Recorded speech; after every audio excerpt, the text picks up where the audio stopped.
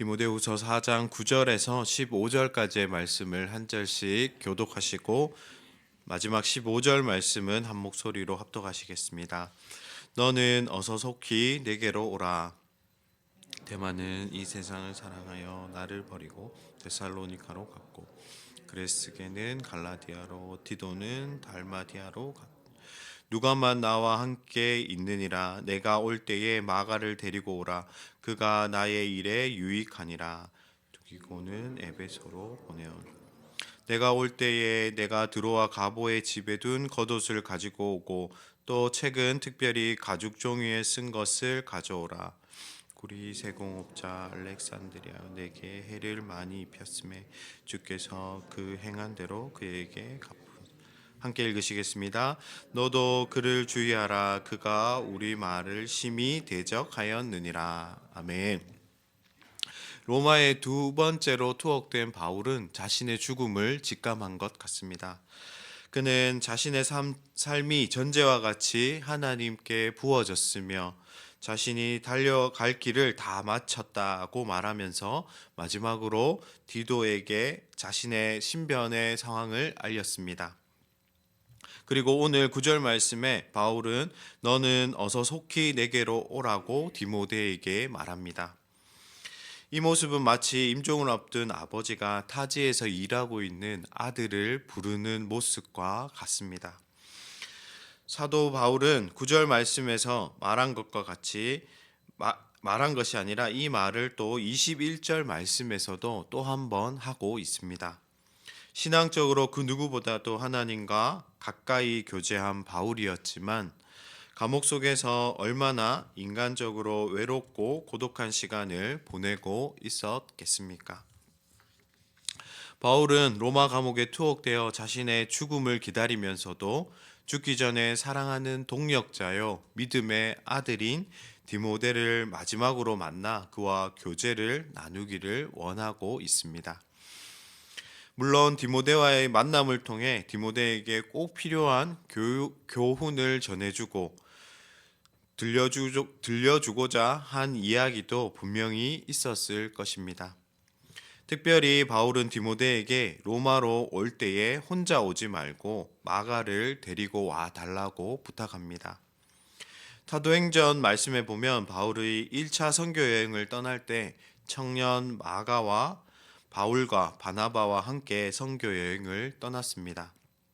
그러나 이유는 알 수 없으나 마가가 선교 여행 중간에 그 선교 여행을 포기하고 돌아갔습니다. 2차 선교 여행을 떠날 때 바나바는 다시 마가를 데리고 가고자 했습니다. 그러나 바울은 이것을 강력하게 반대하였습니다. 아마도 중간에 포기했던 마가를 또 데려가는 것이 바울에게는 탐탁치 않았던 것으로 보입니다. 이 사건으로 인해서 바울과 바나바는 불편한 관계가 수년간 지속되었던 것으로 보입니다. 그런데 바울은 이제 나이가 들고 자신의 삶을 정리하면서 디모데에게 마가를 데리고 와 달라고 부탁하고 있습니다. 11절 말씀에서 바울이 마가를 향하여서 그가 나의 일에 유익하다고 말하고 있습니다.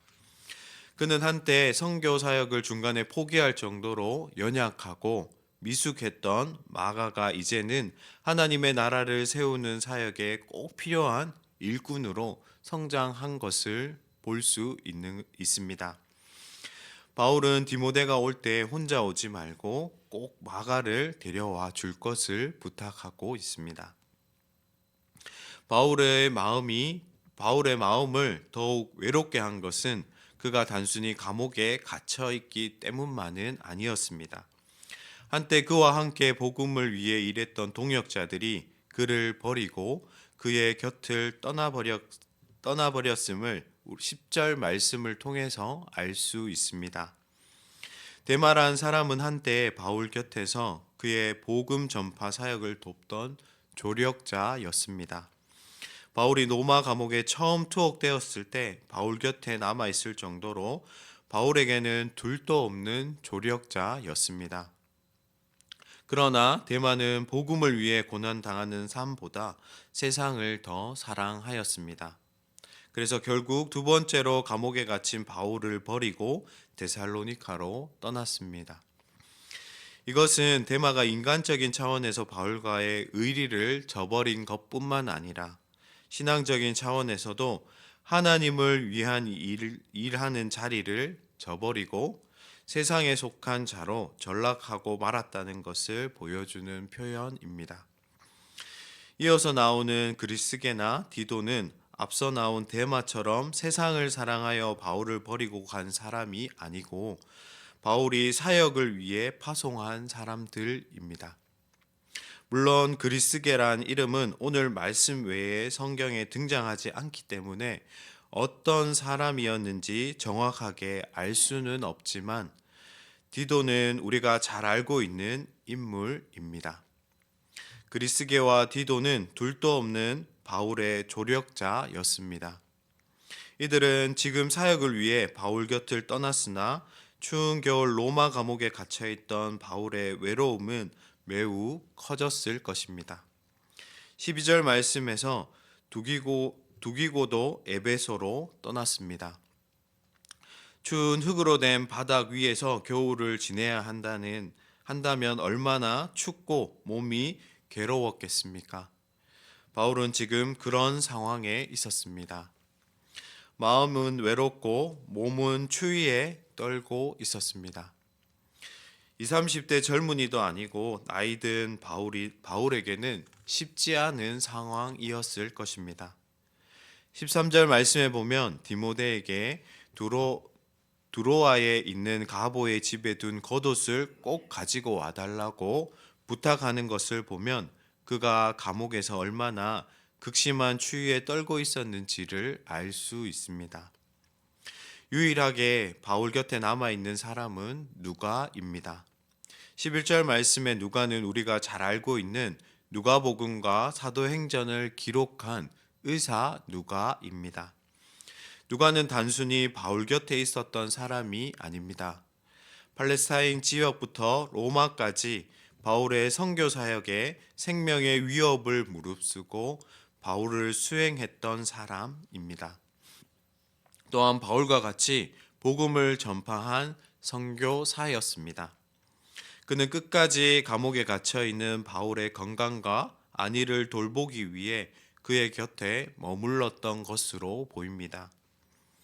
누가는 바울의 두 번의 수감 생활 동안 그와 함께 있으며 때로는 바울을 대신해서 서신을 대필하기도 한 비서이고 누구보다도 가까운 바울의 신실한 친구였습니다. 그리고 누가는 언제나 바울과 함께한 진실한 하나님의 사람이었습니다. 우리는 오늘 말씀에 등장하는 사람들 가운데 나는 어떤 부류의 사람입니까? 한때 잘 섬겼으나 고난 때문에 복음을 등지고 세상을 사랑하여 떠난 데마입니까? 아니면 끝까지 묵묵히 맡은 자리를 함께 해준 누가입니까? 함께한 동역자들이 하나둘 세상을 사랑하거나 마음이 변하여 바울 곁을 떠났으나 디모데나 누가처럼 끝까지 주님을 신뢰하며 자신의 맡은 일을 담당하기 위해 살아간 사람들도 있었습니다.